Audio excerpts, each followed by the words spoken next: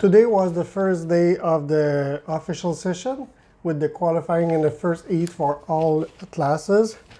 So overall, how was the day for our Canadian? I would say the majority struggled in qualifying. But just to give you guys a bit of an idea about qualifying here, the straight is so long, it's such a fast straight that the draft is huge. And we saw a lot, especially in senior, that lap 2 or 3 was a quick lap, and if you wasn't in a good position in that lap, you're not going to get a good time. And then even if he was in a good position, you get a good draft up the straight, but then you'd be held up in the infield. So it's very difficult for the drivers, and I think we saw that especially with Patrick Woodstoff, who was like 4th or 5th overall in this morning's warm-up, and then come qualifying was way down just because he didn't get a good lap in. So overall, I think it was a good day in the end with the races, but qualifying was tough. It was very tough for our guys. Yeah, with only 8 minutes, it's a long track. You have a first lap, warm-up lap, very long. You have a exactly. And when 3-4 laps max to qualify. Another thing as well with qualifying here, it's an 8-minute session, but the majority sit there until 5 minutes to go, because you're allowed to sit there for 3 minutes basically, and before there's 5 minutes left in the session, then you go on track. So pretty much everyone sits there for 3 minutes. You have the odd 2 or 3 people with no experience head out by themselves, and then you have the gang of karts come out of the pits together and trying to find their space, and it's tough for our guys to figure that out. In Minimax, we had Kieran Hartley with a 17th position in qualifying, but not that far from the pole. No, not at all. He's only 3/10 off from pole position, and on the splits from the live timing, he actually missed 4/10 tenths of a second in the first split, which is where the main straight was, and he didn't get a draft basically. So if he got a good draft, like the guys at the front, he literally could have been pole position.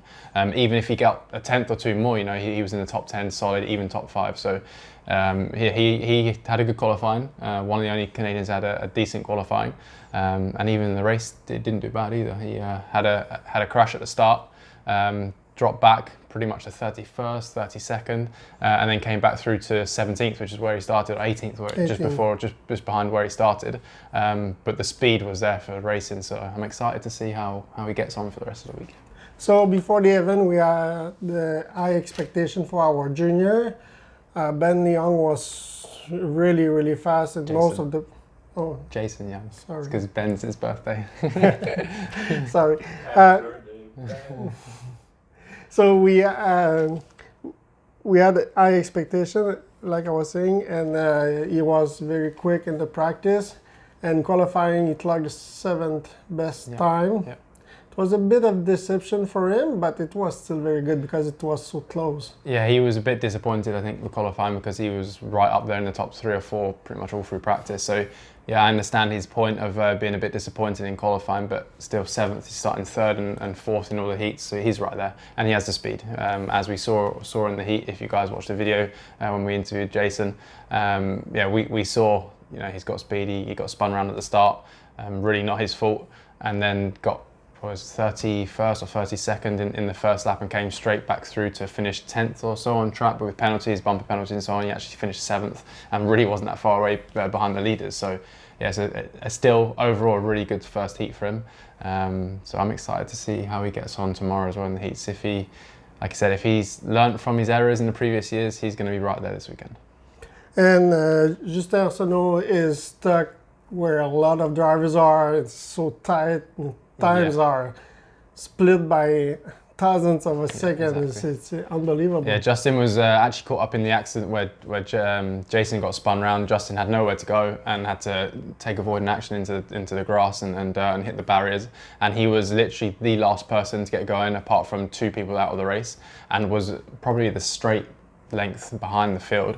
And throughout the race he gained some positions and so on, and his speed was very quick considering he didn't have a draft. So yeah, again, if he can stay out of trouble in the next few heats, he's got the speed to be racing towards the front and being up with Jason. So if those 2 can hook each other up in the pre-finals or semi-finals and finals, we could have a solid result for our juniors this weekend. In the senior class, Woodstock was very fast, one of the fast guys in most of the practices, but qualifying did not went very good. Yeah, so like I said, he really struggled in qualifying, again with just the situation with the draft. you know, he actually got himself in a good position, but a bit too late, and the tyres had already gone, and the lap time wasn't there. And he was going around doing the same speed as the guy who qualified pole, but just never ultimately got the fastest lap. And in the race, he come through really, really well. Made one error where he should have maybe given a position up rather than hanging around the outside, went off onto the grass and had dirt going onto his tyres coming into the hairpin and locked up, brakes, it didn't slow down and hit the guy in front of him. Really wasn't intentional, just one of those things, and his bumper came in because of that. So he got a penalty, but still overall with the penalty he moved up, I think, 9 positions. 9 positions. So he had a solid race, so an improvement, which is all we can ask for him.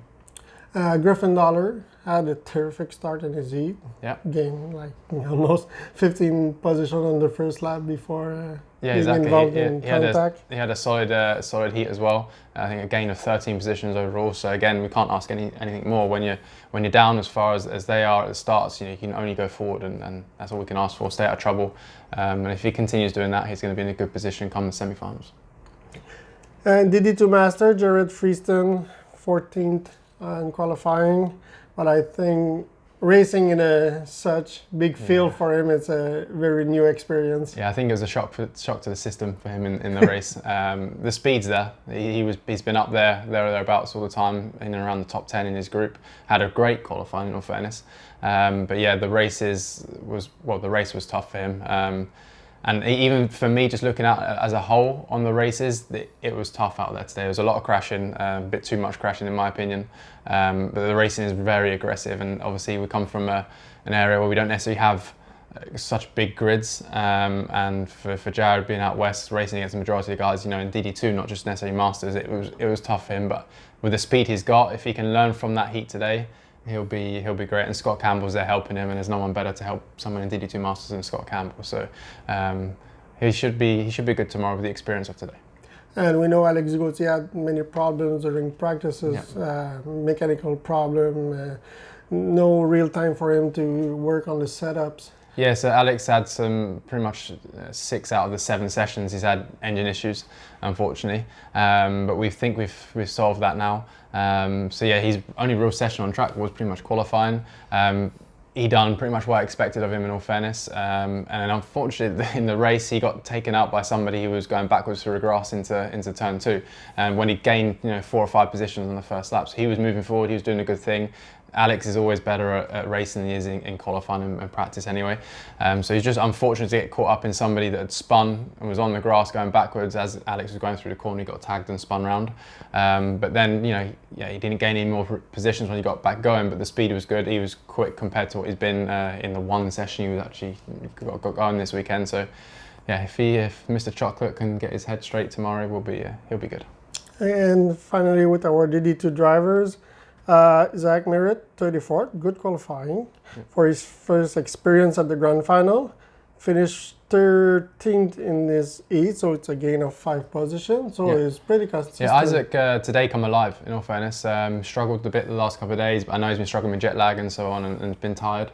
Although you don't do many sessions here during the day, it's tiring for a driver. I know that from experience, just with the stress of everything going on. You spend a lot of time sitting around waiting to go on track, and sometimes, I'm sure a lot of you guys, be at home, sit around, do nothing all day, you feel worse for it. So I think when you're not always on track a lot, he's found it tough.